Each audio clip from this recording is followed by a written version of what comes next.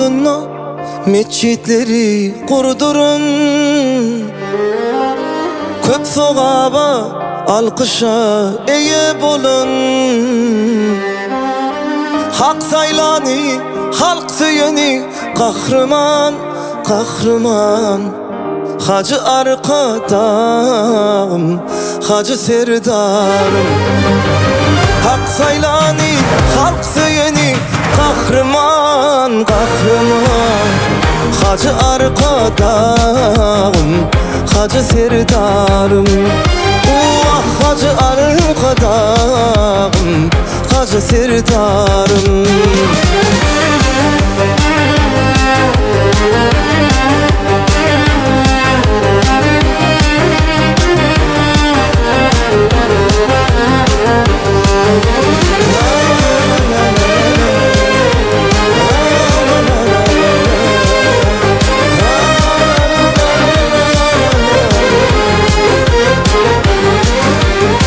Kâbede halk için bile gittiniz. Yetime hem halka hosar çıktınız.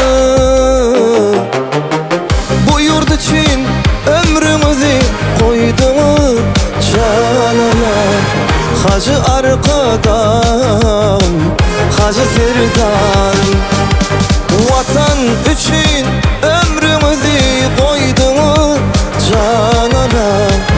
Hacı arkadam, hacı serdarım. İnşallah biz anamızı öderiz canına. Hacı arkadam, hacı serdarım. Hacı arkadam, hacı serdarım. Hacı arkadam, hacı serdarım. Türkmen halkımı, hediye doğanlarım, kahraman arkadamız, kahraman arkadam serdarım. Bayramımız kutlu olsun.